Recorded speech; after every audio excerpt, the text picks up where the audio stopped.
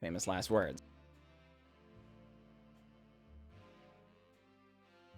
Greetings, everyone. I'm glad to be here, and I'm glad that you are here. Today's nonsense is in Historic, and we're going to revisit another deck we've played in the past, Budget Flyers.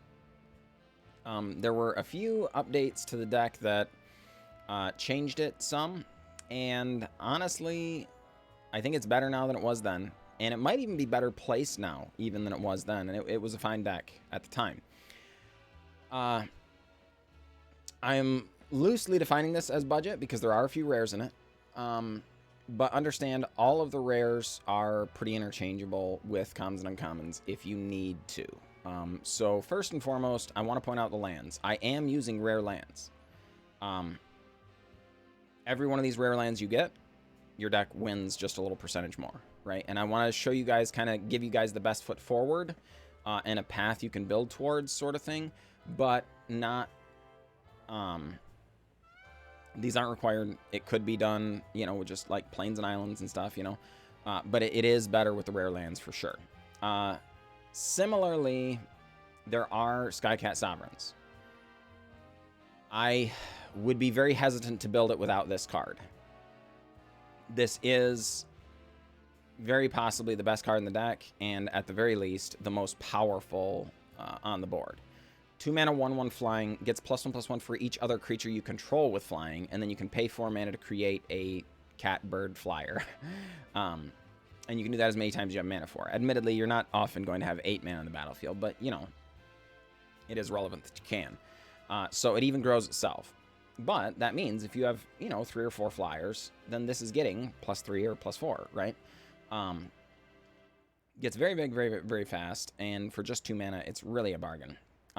That said, the rest of it, all commons and uncommons, except for just the 2 Sephara Skyblades, this can be built without them. In fact, the old version didn't have them. There are, you know, kind of some competing philosophies here that the deck might even be better without them. You could trade these Sepharas out for Basri's Solidarities, at the very least, and the deck might be better, right? Where we're antheming the entire team instead of giving it indestructible, and that's something there, right? I put this in here because it's fun, honestly. And if you've got the rare wild cards, or heck, maybe you've got 1 or 2 hanging out of Sephara Skyblade, getting some use out of it is fun because other creatures you control have flying and indestructible. You're like, but John, it's a 7 mana 7/7.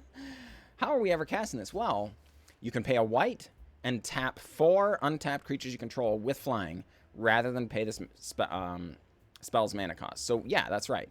We can cast Sephara for a single white mana. And in this deck, it will regularly be available for casting quite well. It also has lifelink, notably. So it can really swing in racing situations, things like that. So, you know, we've got 2. You know, if you just had 1 or again, even none, also very, very fine. The rest of it, most of the list is 1-drop creatures, right? We have Healer's Hawk, flying and lifelink, good for racing situations. Siren Storm Tamer allows us to counter things that might be targeting us or our creatures. Spectral Sailor gives us card advantage engine while being, you know, a 1/1 flyer. That's, you know, all those were in the old list. The 2 new additions, and these are key, I think this really does change the win rate of the deck by quite a bit. Segovian Angel, a pretty unassuming card. 1 mana, 1/1 flying vigilance, but notably, it's another unconditional attacker. In the old version, we had the 2/1 flyer that couldn't attack unless you had another creature attacking, stuff like that. Sometimes it'd be stranded without being able to attack, things like that. This doesn't do that. This also blocks, right? And similarly, Fairy Seer, 1 mana, 1/1 flying, pretty unassuming, but when it enters Scry 2, Scry 2 is roughly equivalent to draw a card in a lot of situations. No, you don't put any additional ones into your hand, but you do... Anytime you put a card to the bottom that you would have drawn that you did not want, it's pretty close to drawing a card. Maybe not strictly drawing a card, but pretty close. So that ability here in this deck to be able to maybe scry away the lands is the most often used mode on that, or scry 2 lands if we were greedy and maybe cup a 1-lander or something, you know. Very, very powerful additions to the deck. And then beyond that, the only other real creatures here are the Skycat Sovereigns. Then we have favorable winds to give all the creatures +1/+1. Basri's Solidarity put counter 1/1 counter on all of our creatures. Rally of Wings, one of our most efficient win cons, will attack, with a 1/1 on turn 2. We'll attack with 3 1/1s on turn, 3. And so they've taken a couple of damage. They're like 16 or something. We can then Rally of Wings the following turn and sometimes just kill them, giving all our creatures +2/+2. If we have 5 creatures, giving them all +2/+2 is 15 damage, right? So there are plenty of situations where this is just good enough to kill our opponent on the spot with regularity. It's also true that it does untap our creatures, so we can block with them as well, should we find ourselves in a racing situation. Then finally, Winged Words for a little draw card action, and then Empyrean Eagle, our final creature, but also other creatures you control with flying get +1/+1, so it's a Lord as well. So for those of you who are looking to build it in budget, I would definitely have this stuff. I would want the Skycat Sovereigns, ideally. But this core of the deck, and some, like, Plains and Islands, and fill in the blank with whatever else you want, very strong. You could use counter spells or something instead of Winged Words. I just like drawing more cards. Forget what they're doing. Let's do our thing, sort of thing.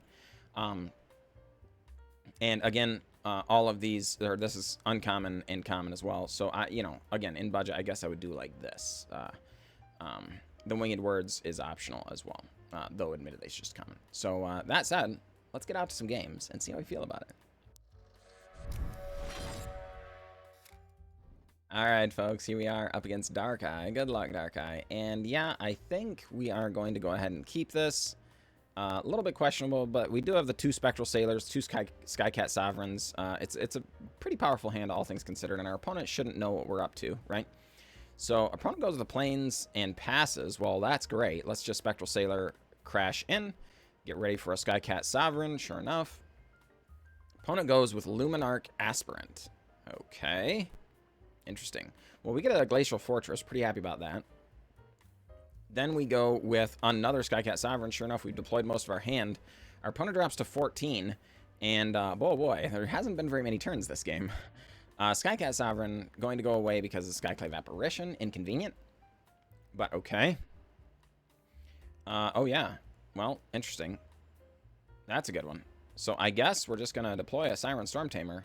Basri's Solidarity, and see if it's good enough. Crash in for a good chunk. Drop our opponent down to 5.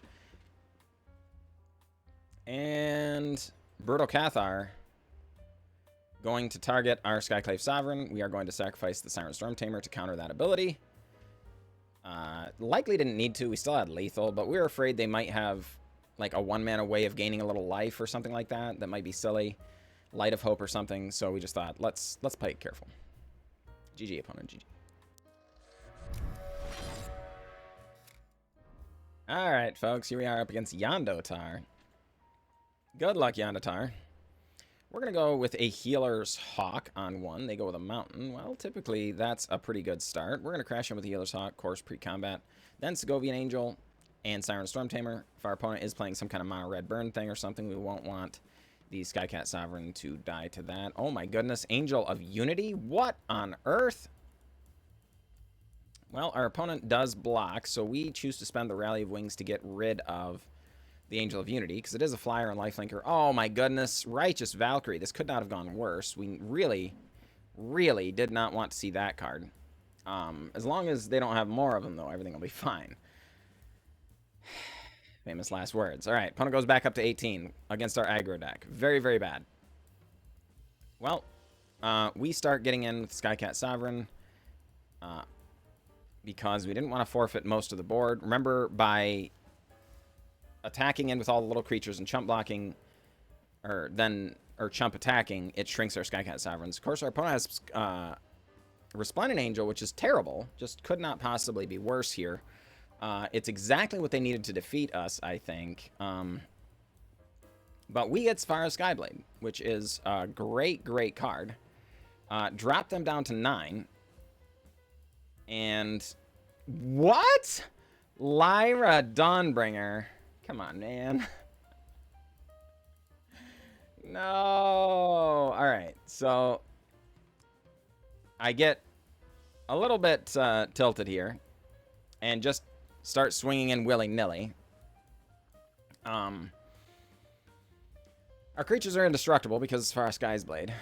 But our opponent also has, all of these creatures have lifelink, you know? Oh boy, yes, Winged Words. This will solve it. Was confident. Alright, not great. So then we go to attacks. I get in with both Skycat Sovereigns, and see this folks, this right here is where I start screwing up. I started attacking with a bunch of these things. Righteousness. Giving their creature +7/+7. Not great. And it means that they could just get to gain infinite amounts of life. I still feel like we have a good chance of being able to win this game. We just needed to tax their flyers and find a way to get through all of that nonsense, right? If we got any of our Lord effects, things start to improve. You know, things like that. It doesn't happen. So we really should have held back 1, right? Because now taking 20 damage just is nothing to Yondatar. I chalked this one kind of up to tilt a little bit.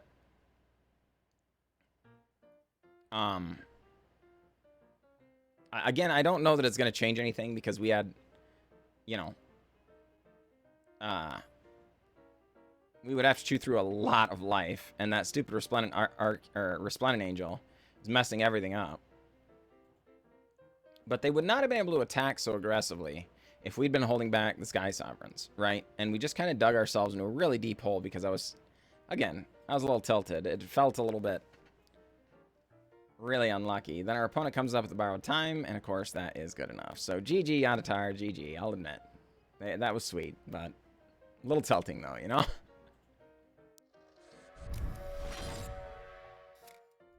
Alright, folks, here we are up against Gooman. Good luck, Gooman.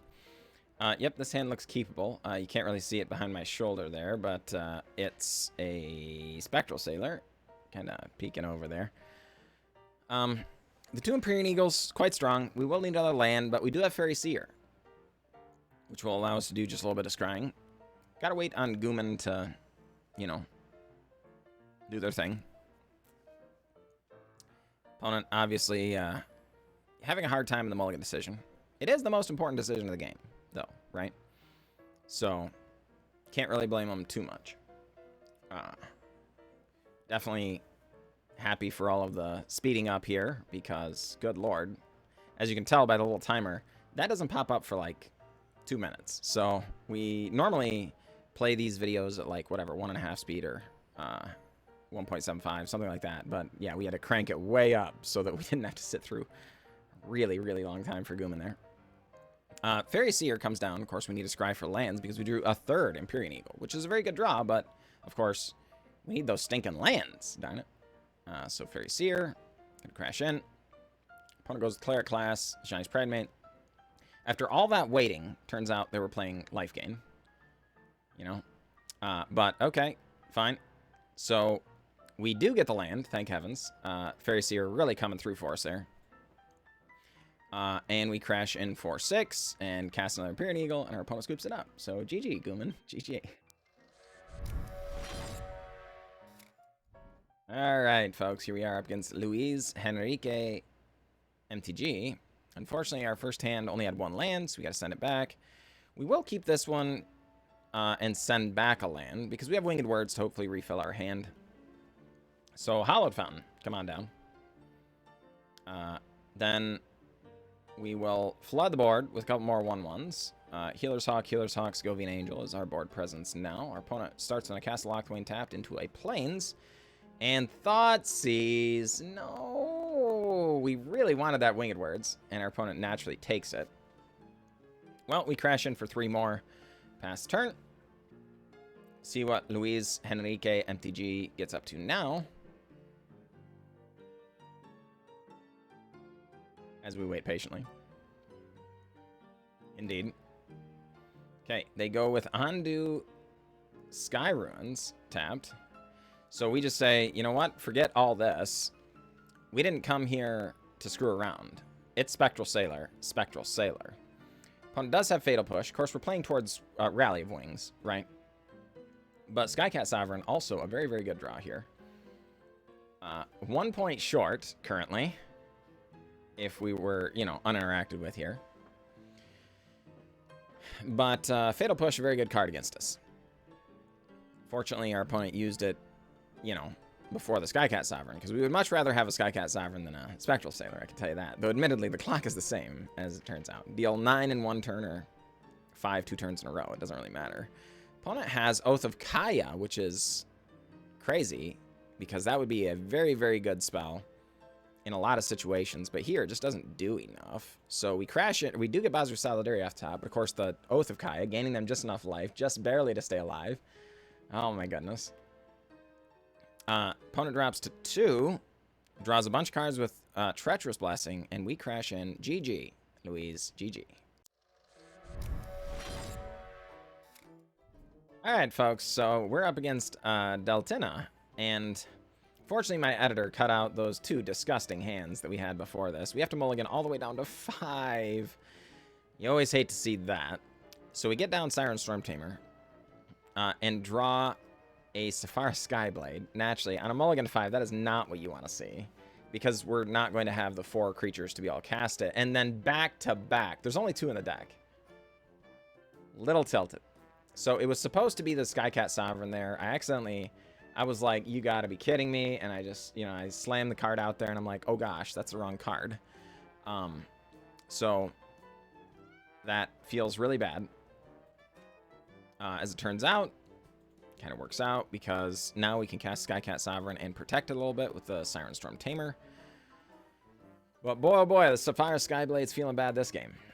You know, one of those times where if this was any 1/1 flyer at common or something, we would be quite happy, at least with one of them, you know. But then, again, folks, just a little bit tilted. It's one of those times, folks, tilt costs you games.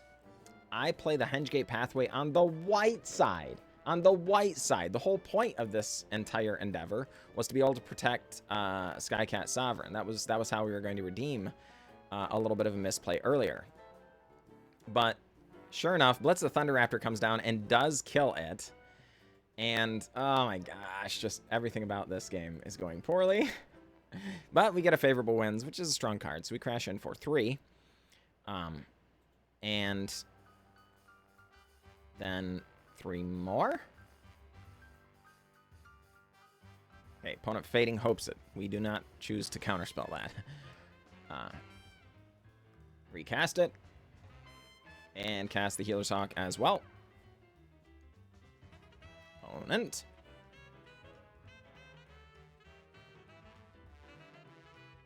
Thinking about their options, goes with Lava Glide Pathway and Niv Mizzet Perun. Oh my goodness.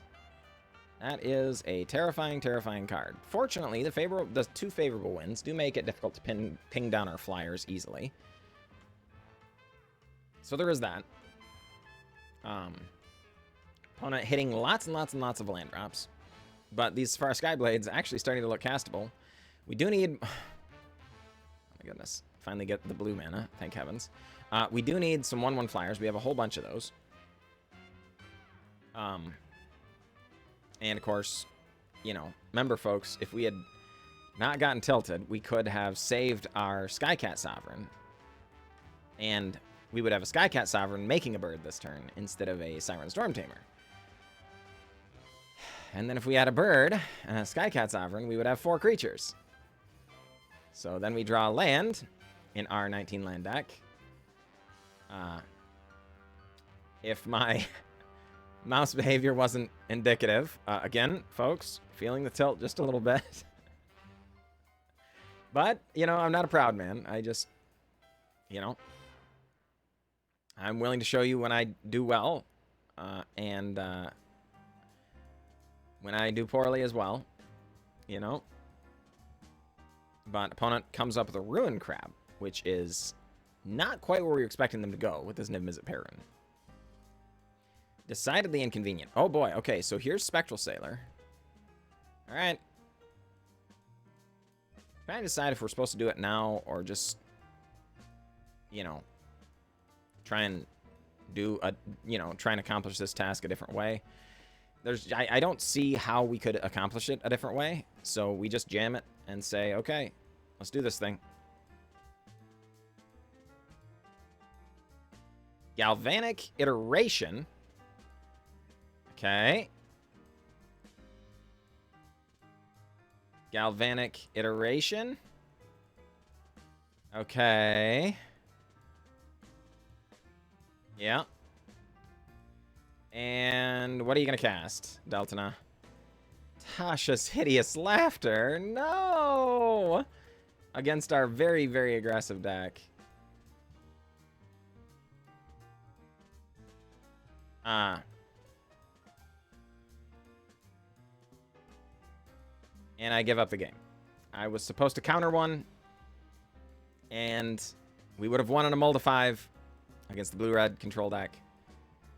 But I allowed Tilt to get under my skin, and we lose instead. All right, folks, here we are up against Ice Shadow Cat. Good luck, Ice Shadow Cat. And yeah, this hand is fine. Unfortunately, it's our 6. We had a mulligan. So we shock in, and of course, this allows us to represent counter magic and removal and all that kind of thing, you know. But of course, it's just a Spectral Sailor. Our opponent goes with Knight of the Ebon Legion. And we just say, you know, we don't really care about what you're doing. We're going to fill our board. So, Siren Stormtamer, Segovian Angel, both come down.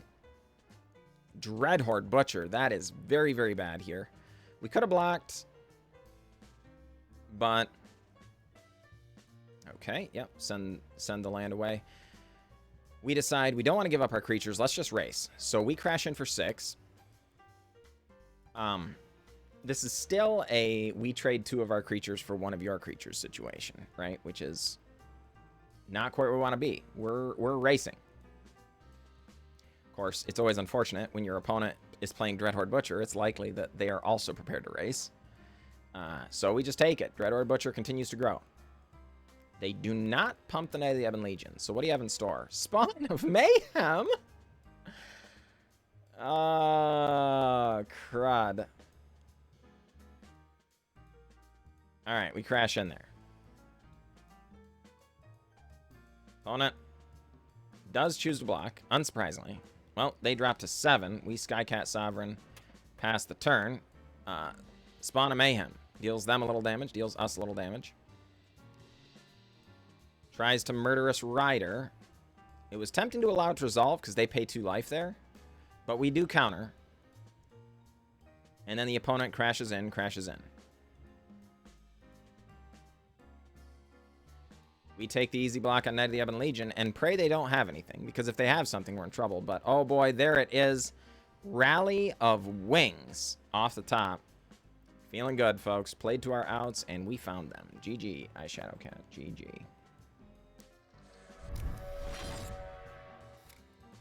Alright, folks. Sorry about that. Here we are, up against Tech Mech X, and this hand is fine.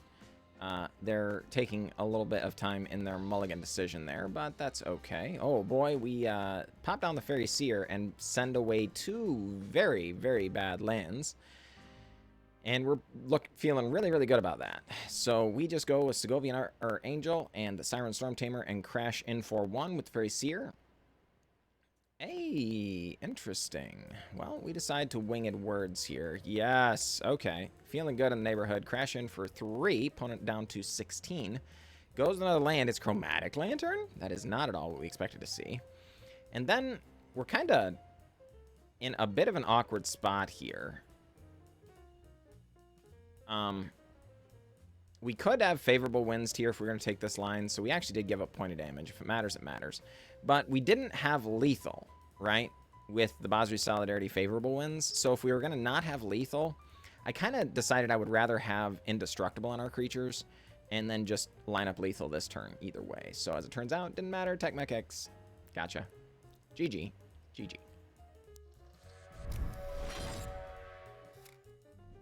All right, folks, we are back. We are back. And I do want to make a slight addendum to some of the commentary I made during the game. I was commenting about how we maybe should have countered the Tasha's Hideous Laughter, but apparently when I was playing, I had a little bit of a good reason to be tilted, because this does say each opponent rather than target opponent. So we could not have countered Tasha's Hideous Laughter with Siren Storm Tamer, because it's each as opposed to target. So it is what it is, but, you know. You guys did see that one game where Sapphire Skyblade, having two of them actually really cost us there. In that game, any one of the 1-mana flyers like the Battlefield Raptor or whatever, you know, would have been better. So it's strongly possible, folks, that this deck is actually better with just the one. I think I'm going to leave it at 2 because it's fun. I really like slamming Sapphire Skyblade a lot. It's a really good time. But there are definitely times where it comes back to get you.